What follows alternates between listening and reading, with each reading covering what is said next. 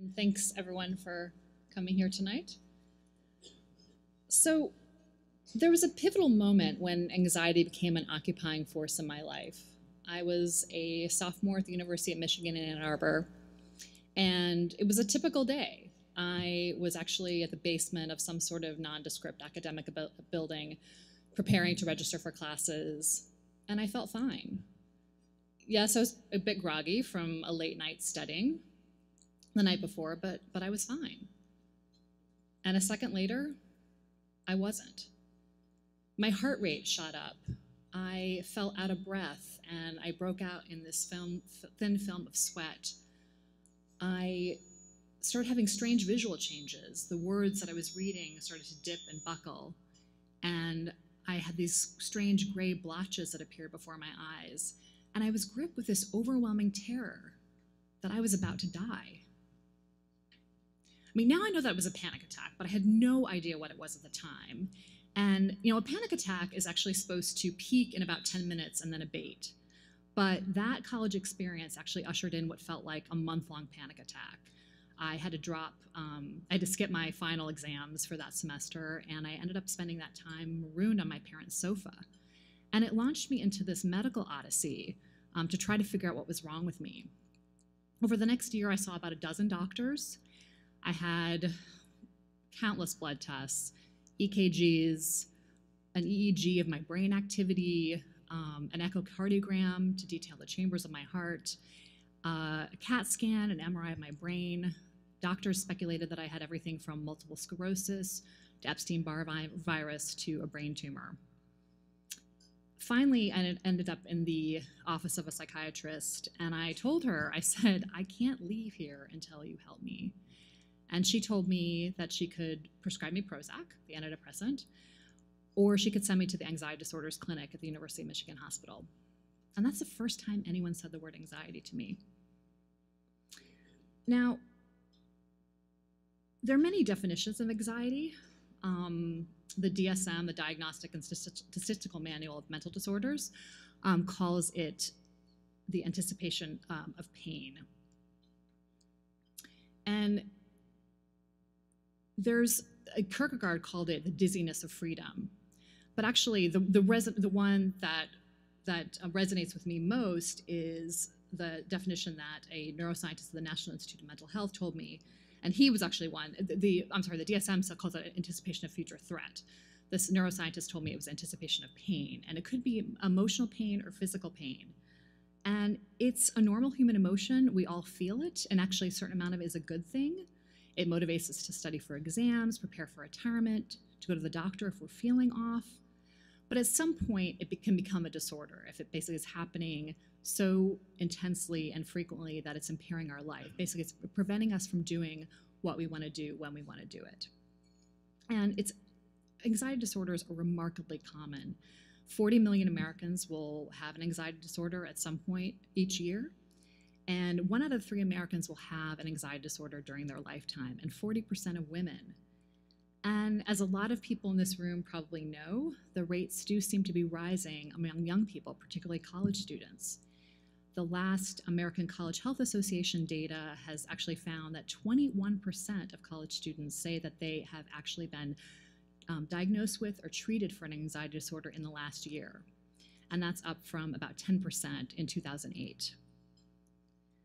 Now, I'm sure that probably a lot of people have ideas on why this might be happening. I've talked to college counseling center directors and college mental health advocates, and they've speculated that everything from economic insecurity to increased amounts of student debt to competition for internships and grades as part of the reason. People have also pointed to the rise of social media and the impact of social media. And also kind of so-called helicopter parenting, the type of parenting where kids are not granted the kind of autonomy and allowed to fail in middle school and high school, and so they end up going to college and they're just not prepared for those kind of setbacks. Now, anxiety disorders can be pretty miserable in and of themselves, but actually new research is showing that scientists are actually starting to think about them as more of gateway disorders. that they can lead to other things like depression, substance abuse, and even suicide. Some new research is actually finding that, while depression is the mental disorder that is most closely allied with suicidal thoughts, it's actually anxiety disorders and other illnesses like substance abuse disorders and certain impulse disorders that are actually more likely to lead to suicidal acts. So there's a real good reason why we should be focusing on anxiety now. Now, I eventually recovered with CBT, cognitive behavioral therapy, which is a kind of talk therapy, and the main component of it is exposure. And it's really not very fun, but it's quite effective. And basically what you do is you gradually and systematically expose yourself to the very things that you fear. But I've still tangled with anxiety for 25 years now, and it still affects how I work, how I love, and how I parent. But this is a really exciting time in anxiety research.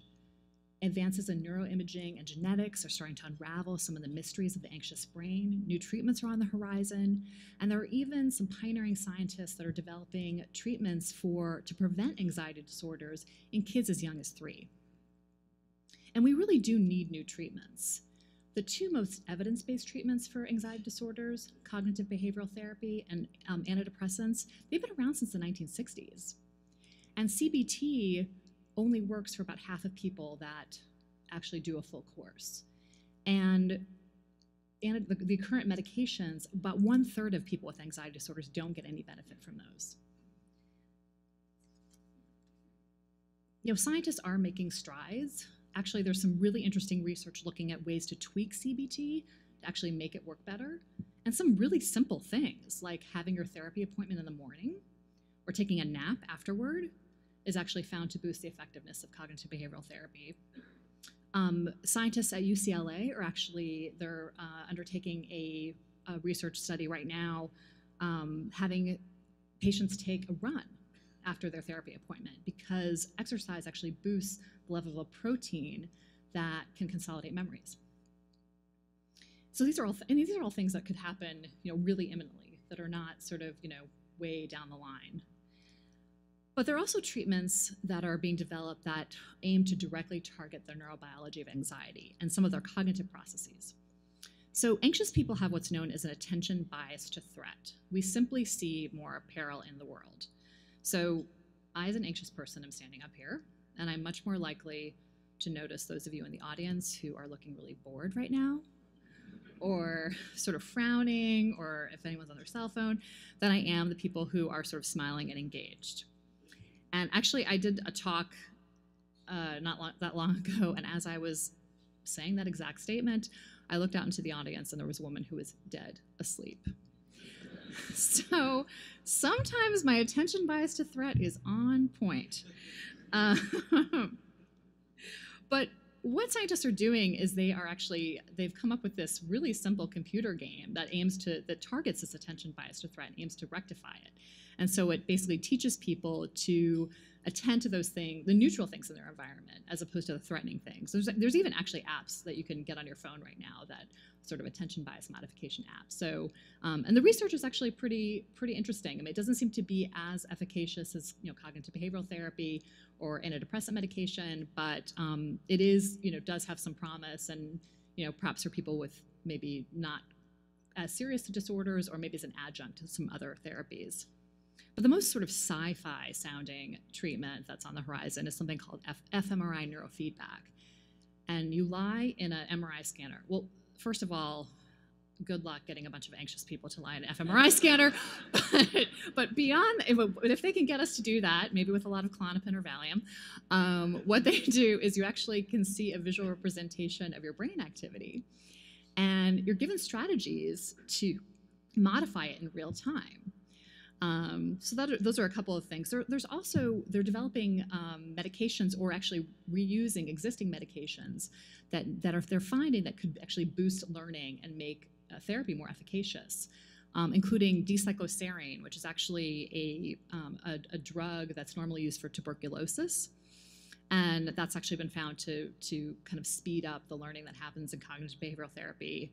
There's also some interesting research on looking at the drugs that are normally known as street drugs, ketamine, MDMA or ecstasy. Those are actually being explored for use in anxiety disorders. I mean, it's very early days, so I don't want the message to be that people should go do this, but but there is some interesting research only in a research setting. Now, there's also some really interesting research happening looking at actually how parents can help to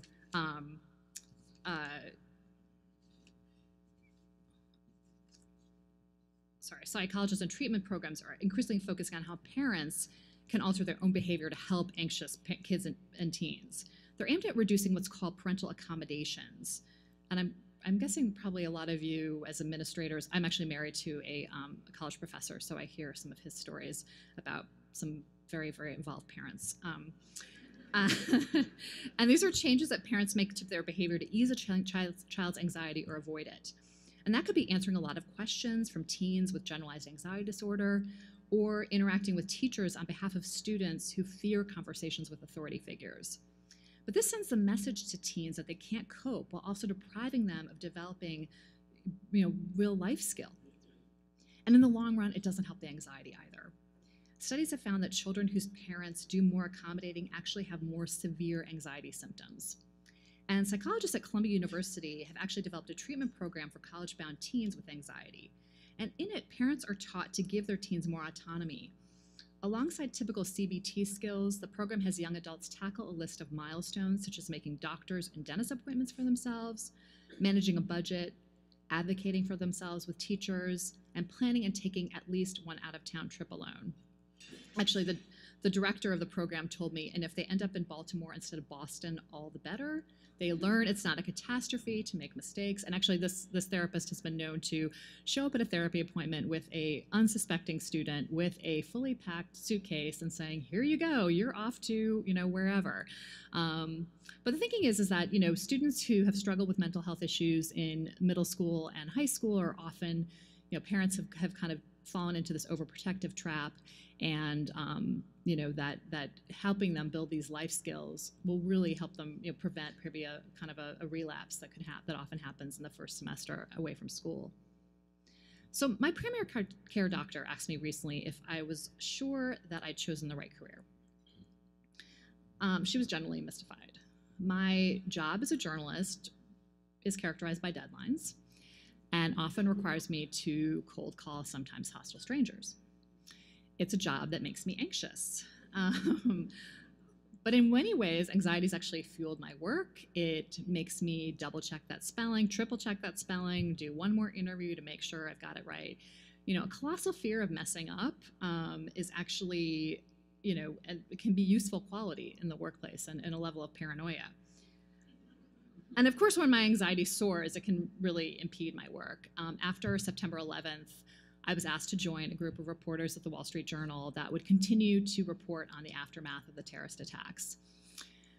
And I have to say this, that my editors, I was not open with them about my anxiety, so I can't blame them for this next assignment. But my first assignment in this new exciting group was to cover the anthrax attacks in New Jersey. I don't know if people remember these, but I can't think of a story more tailor-made to unhinge an anxious person. You had a nameless assailant sending white powder through the mail that could be lethal when inhaled. And so what I did was, one night, I was basically working all the time, driving around New Jersey, and one night it kind of culminated and I started to feel breathless. And these spots started dancing in front of my eyes, and my heart rate started, kicking up. And I tried to say to myself, okay, this is a panic attack like hundreds you've had before, and I still felt worse. And at that moment, I saw that little blue H sign for a hospital, and I just turned off and drove myself to the ER. And I dumped my car off into the driveway and ran into the triage nurse. And I meant to tell her that I've been writing about anthrax. But what came out of my mouth was, I have anthrax. Now, of course, she looked completely alarmed. anthrax was not only highly deadly, it was highly contagious. And it was all over the news. And she immediately said to me, "You have to leave right now." And so she kicked me out into the driveway. And she said, "Wait there." So I'm standing in the driveway, and I start to feel ridiculous. Because I start, in part of cognitive behavioral therapy is something called cognitive restructuring, where you actually sort of analyze, what is the evidence that the worst thing that I think is going to happen will actually happen. And I started to think, okay, so number one, I have not touched an anthrax lace letter. I have not touched anyone who has touched an anthrax lace letter. I've not been into this facility that has had these anthrax lace letters, so there's no way I could actually have anthrax. I am just freaking out about the very idea of having anthrax. Well, at that moment, an ambulance comes up, and a guy in a full-on orange hazmat suit jumps out of the back. And I have to explain to him that, no, I'm sorry, sir, I do not have anthrax. I have been writing about anthrax. And I swear I saw him roll his eyes behind his protective goggles before he got up into his ambulance and rode away. So, yeah, that was kind of the nadir. After so many years of dealing with anxiety, I don't expect a cure, but that's really not as actually depressing as it sounds. I've learned how to deal with it. I've learned how to cope with it. And I have easy years and tough years. And in tough years, I go to the things that I found work for me. And for me, that's cognitive behavioral therapy and a low dose of an antidepressant.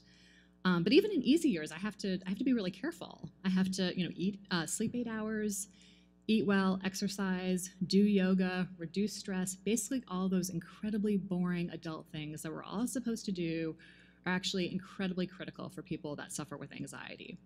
And there's actually a really robust body of scientific research that have found that all of those practices actually are really helpful in reducing anxiety. And particularly meditation and yoga, there's a real growing body of evidence that those are quite helpful. And I've also found, strangely, that